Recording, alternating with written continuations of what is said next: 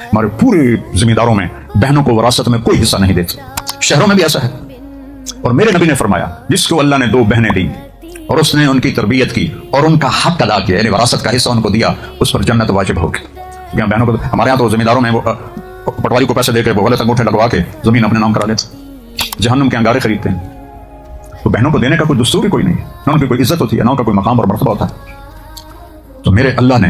میرے نبی کو بیٹیاں دیں اور فرمایا لوگوں کی نسل بیٹوں سے چلتی ہے، میری نسل میری بیٹی سے چلے گی، فاطمہ۔ تو میرے عزیزو، میرے نبی کی پیاری زندگی، آپ کس طرح گھر میں زندگی گزارتے تھے 2 جہان کے سردار ہو کر، برتن دھو رہے ہیں، سبحان اللہ، اتنے قاب قوسین، جس نے اللہ کو دیکھ لیا ہو اس سے بات کوئی درجہ ہے؟ ان جیسا کوئی ہو سکتا؟ والنجم اذا ہوا ما ضل صاحبكم وما غوا وما ينطق عن الهوى ان هو الا وحي يوحى علمه شديد القوى ذو مرة فاستوى وهو بالافق الاعلى ثم دنا فتدلى فكان قاب قوسين او ادنى فاوحى الى عبده ما اوحى ما كذب الفؤاد ما راى افتمارونه ولا ما يرى۔